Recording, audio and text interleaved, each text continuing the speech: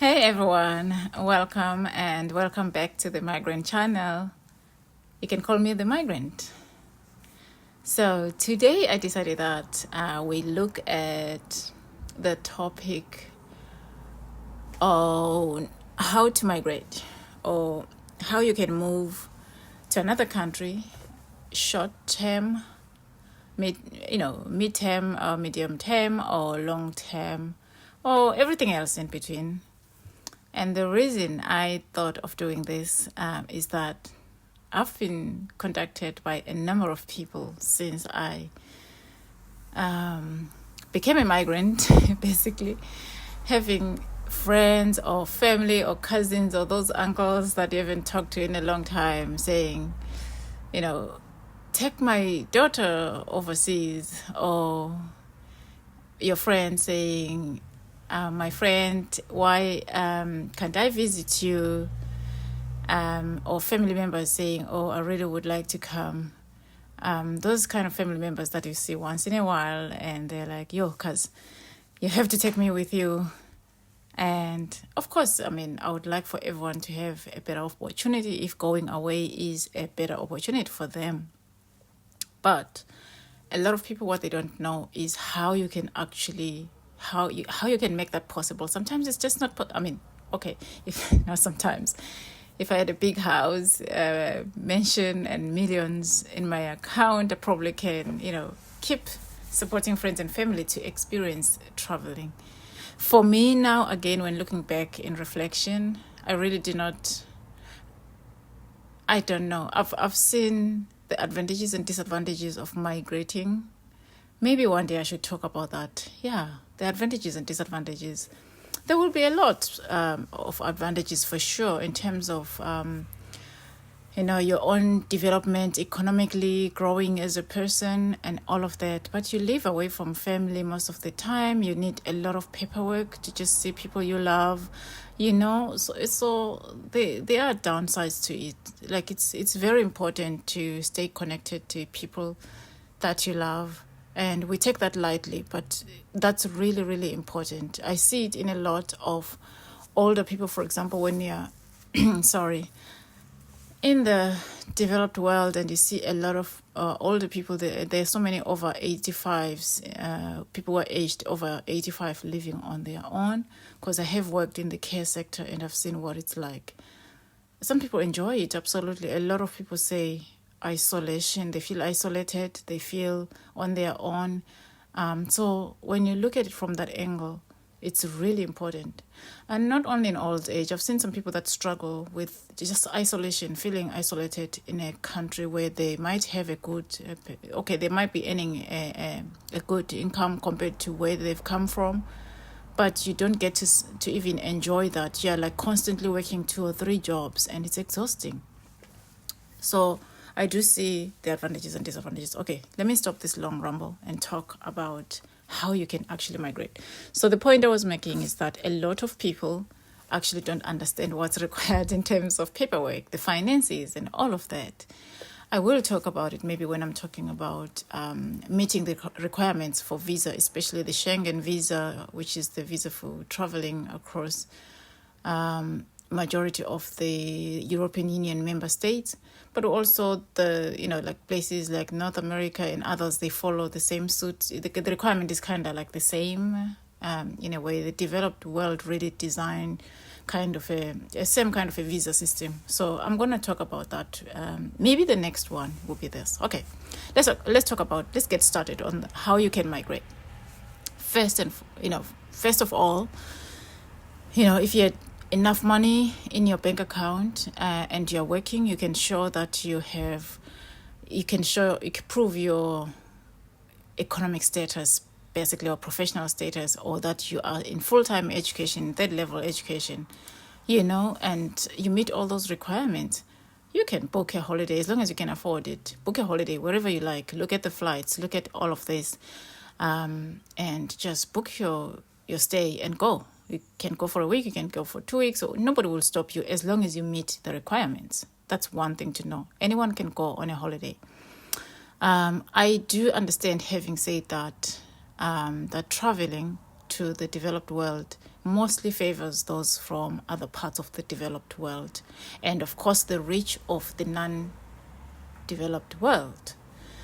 So, for example, when you look at the visa requirements, they would need that maybe you show that you have enough money to cover the duration of your stay. Let's say you're planning to go for 20 days somewhere in the Maldives or in Paris, one of my favorite cities, because I was born on 14th July, which is the French National Day. So I like going to Paris when it's Bastille Day, which is their national day, because it feels like the whole country is celebrating my birthday. So whether you're planning to go to Paris or you're planning to go to London or, some of these buzz cities, global cities, you need to meet a certain requirement. So if you're planning to stay for 20 days, you need to show whether, it depends on countries. Some countries, the cost of living varies in different countries, but it's pretty much the same, almost the same. It might vary a bit. Some countries want you to show that you have 90 euro per day in your account. Others want you to show that you have 120 euros. So it depends, around 100, somewhere there, between 80 and 120, depending on the country. So you need to show that you have that amount of money in your account for each day that you plan to stay there.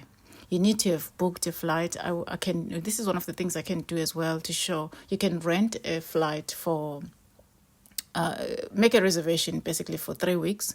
You can use a travel agent, book a reservation for 3 weeks to show this, but this is one of the requirements. You have to have travel insurance and other things. So if you meet that requirement, you also show that you have links to your home country that you will return.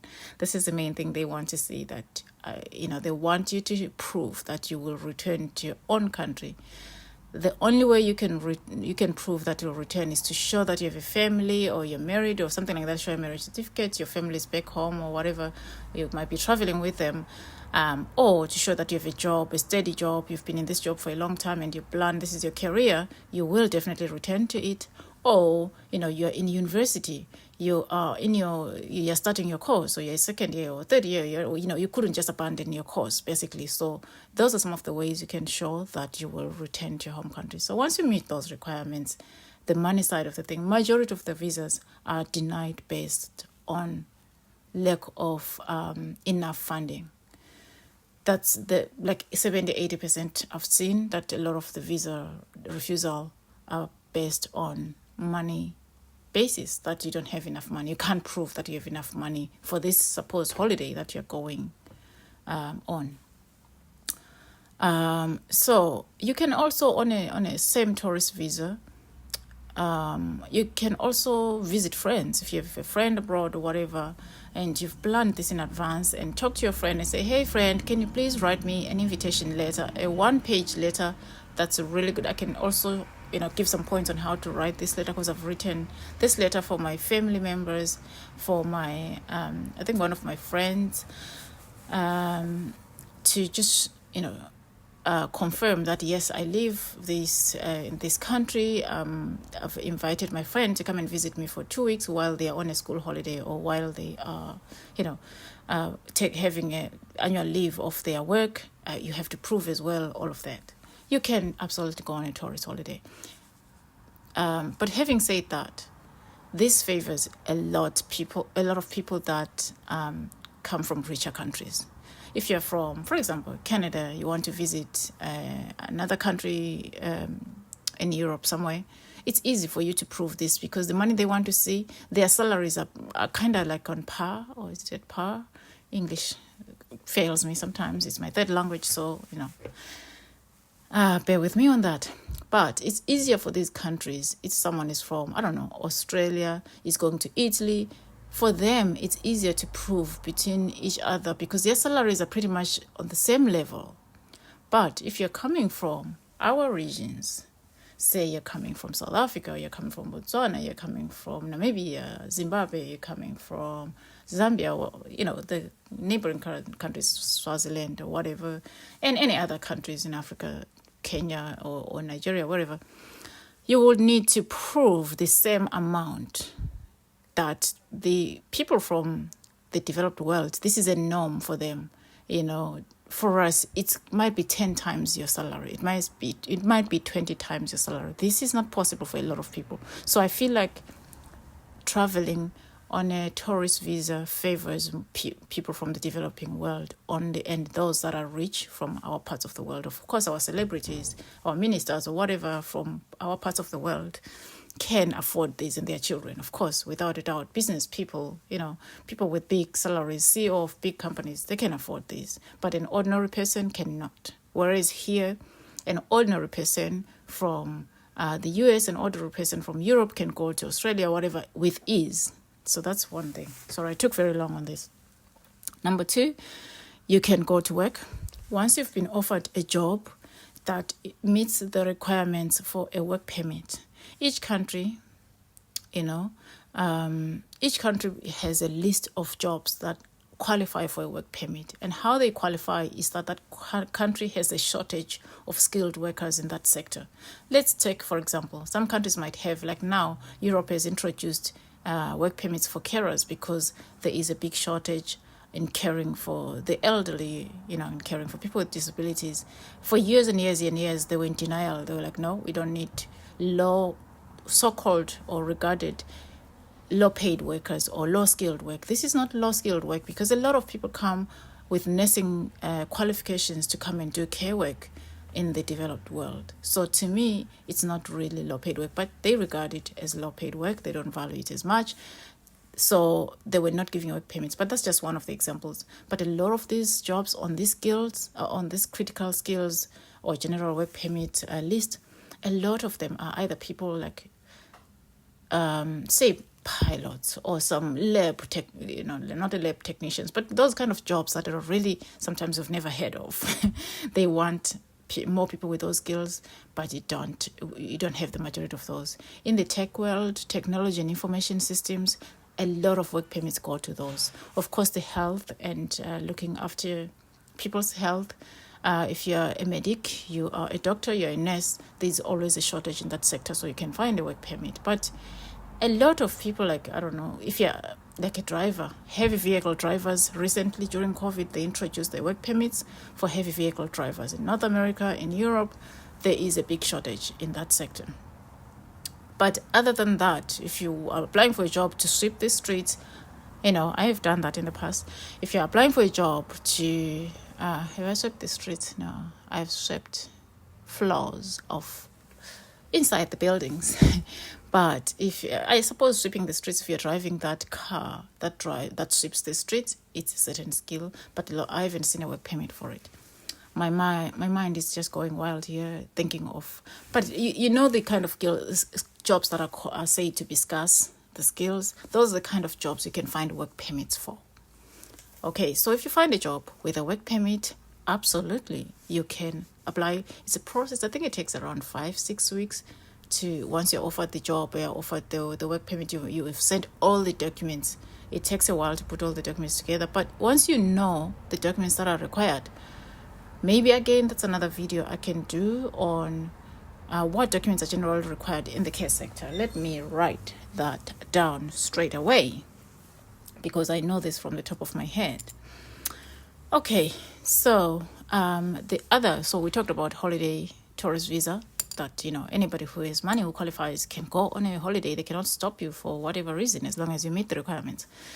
Number 2, it is working. Find a job that can give you a work permit. Then you can absolutely go and work in that country. A lot of work permits are either 1 year or 2 years. So find a work permit, go and work. Not all jobs qualify for work permit. Each country issues work permits based on the skills they regard as them having a shortage on. So find out what each country the shortage they have is. If that is aligned to your qualification, who knows, that could be your next job. 3, you can go to study. Again, there's a list of requirements for studying.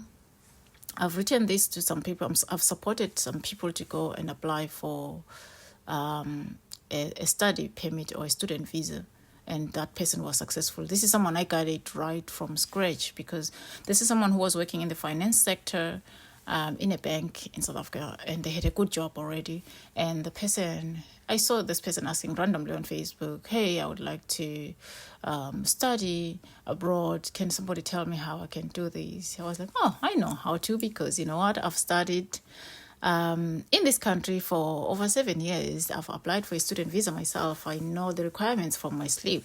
I was like, yeah, this is what you need to do. Number 1, number 2, number 3, all the way to number 7 or number 20, whatever the list was. And I supported this person all the way through. I'd never met this person. And when they arrived, they were like, can I meet you just to say hello? Thank you so much for doing this to me. I visited the person's college once. So I know how you can apply to go and study. If you meet the requirements, absolutely, you can. So basically what happens in a nutshell, you apply to a course. In time, you also need to know when courses are applied for. The rest of the world, the developed world, courses start in September mostly. They can start other times in private colleges, but majority of them start in September. So, but applications go in until February. So from December they open until February. Most of the time they close, and then around April, May, they start issuing notices for Uguti. You've been wow, did I say Uguti? They start issuing notices that you've been successful, and then that's when your visa application process starts.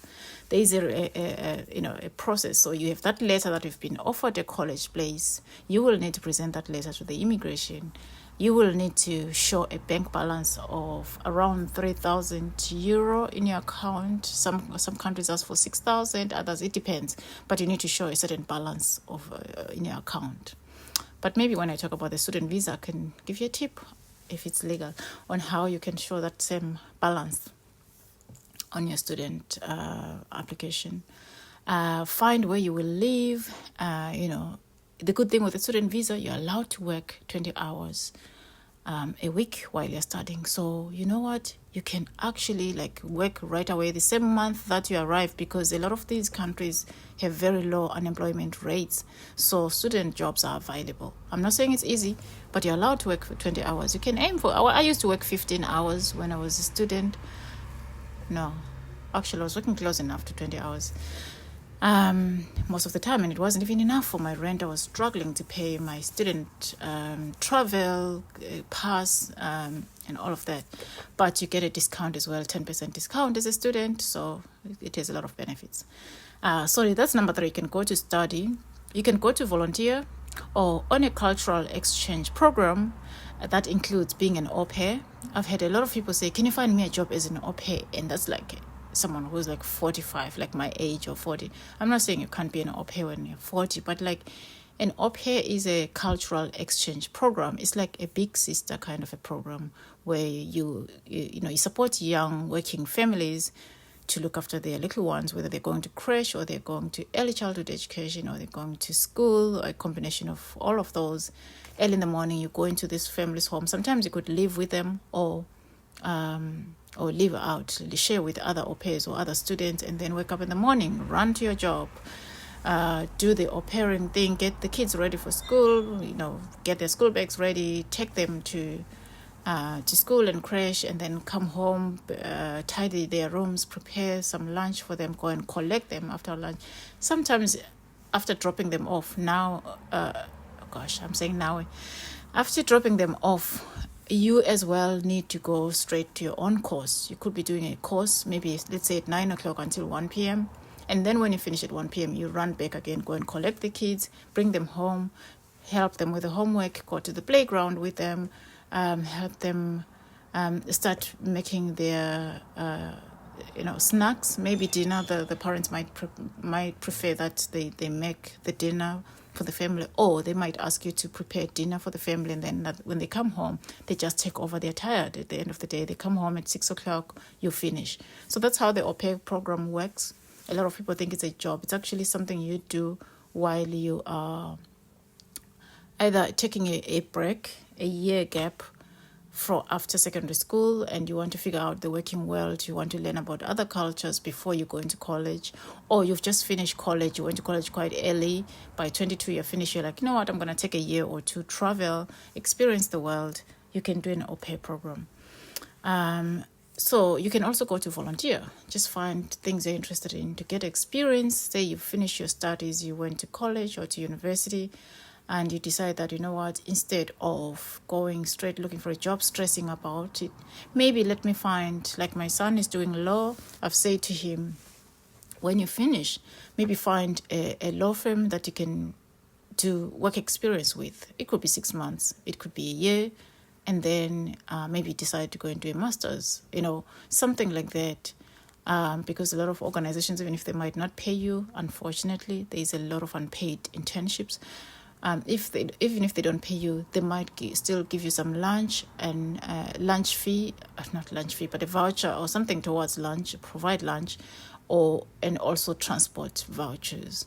This would work for people that already have a family member. Like if my son will be having me, living with me, he can of course afford to do an internship because he's living at home with someone who already pays the rent. But I know that for a lot of people who don't have that background, it wouldn't be possible for them. So I'm conscious of this. If you can, absolutely do the cultural exchange internship program. But there are also other volunteering programs where you can just go and volunteer and have accommodation provided.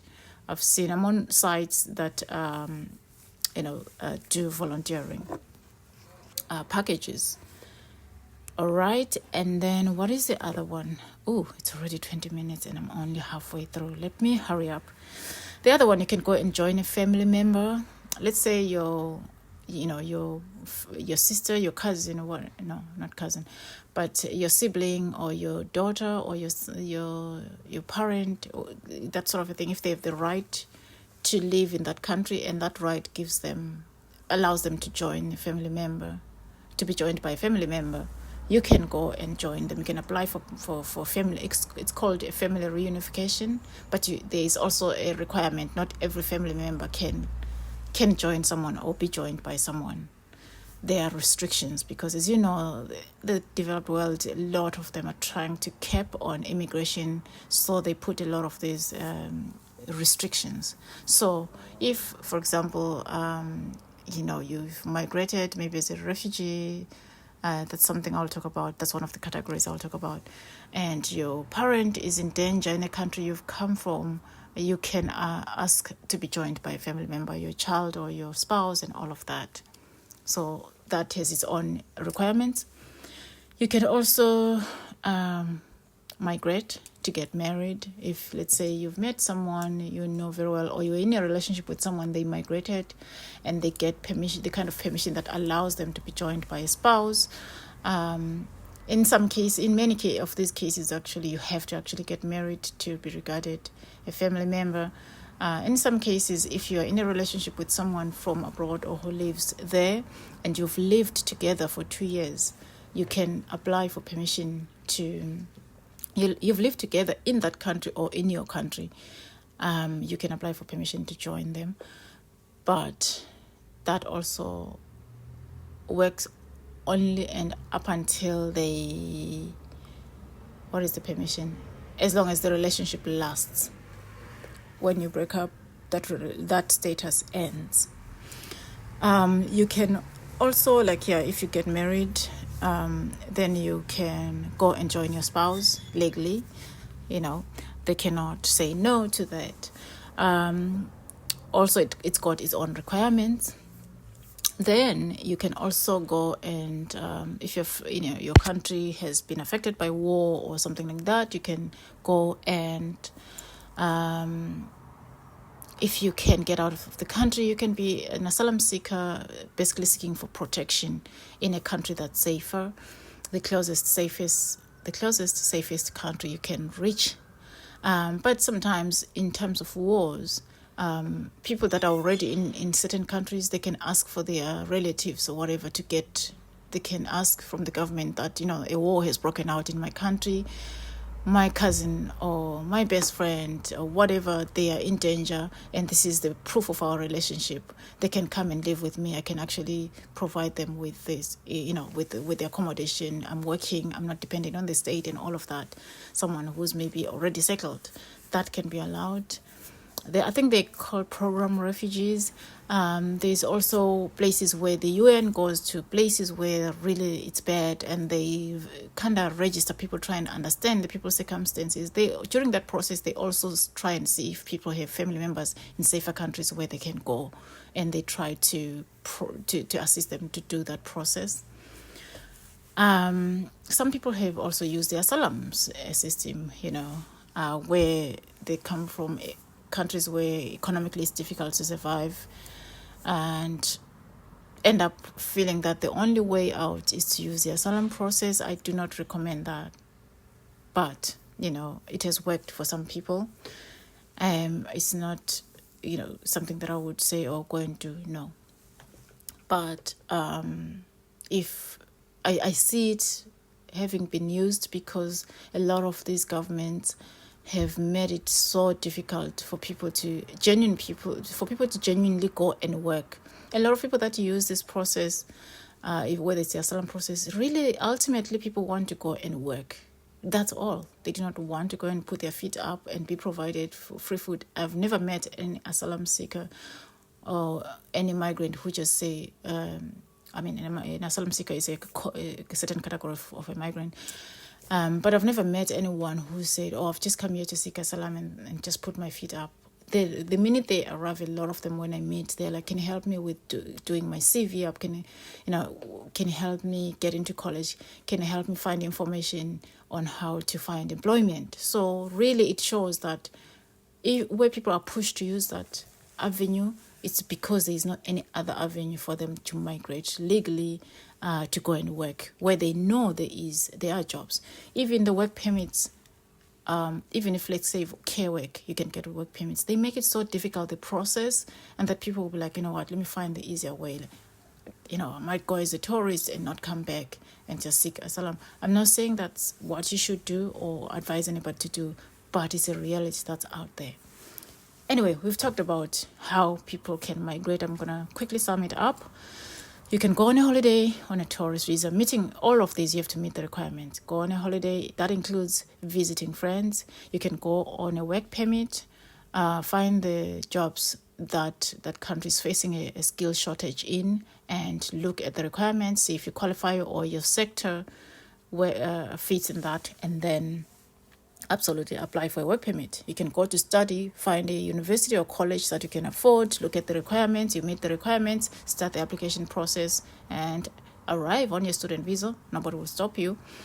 You can go on a cultural exchange program or volunteering. Cultural exchange includes au pairing.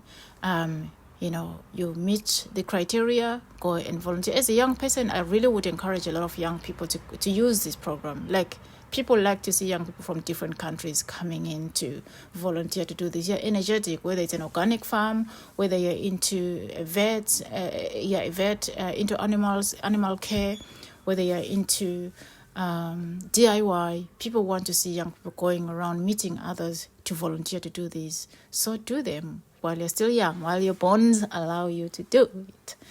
You can go and join a family on the family reunification program. If you meet the requirement, you can go and get married or be with your spouse, or that kind of a thing. If you also meet there's a requirement for everything. If you meet the requirements, you can go as an asylum seeker. If your country is in a very bad situation where there's a war, you're fearing for your life, or some people have gone also, there's a political asylum where people are in the opposition party in countries where democracy is not really appreciated. Anyone who opposes the ruling party, in many cases in those countries, they are persecuted. So such people qualify. Like political activists a lot of the times, or really social activists. A lot of those are seen as a threat in countries where democracy isn't openly accepted. They can, qualify for asylum. And some people too have seen now during countries where anti-migrant riots have erupted, people can move from the countries they've gone and seek asylum elsewhere. program refugees that have been selected by the authorities that are processing people in politically or unstable countries or where there is war. They can process people based on whether they qualify to go and join their family members that are already in the countries that are safe. Those are some of the ways. I'm sure I forgot something somewhere, but if you feel that I forgot somewhere to include one of the categories in which you can go migrate to another country, please feel free to say so. Absolutely, say it in the comments, and I will do that. So I think I will do the next segment as in on a tourist visa, how to qualify for that. I'm gonna go through each bullet point. Alrighty, thank you so much for tuning in. Please comment below on what you'd like to hear about on this segment, and of course offer some advice. You would know this. Share your own story, and thank you very much for being here. I appreciate it. I look forward to continuing doing these recordings and engaging with you. Have a wonderful, wonderful day.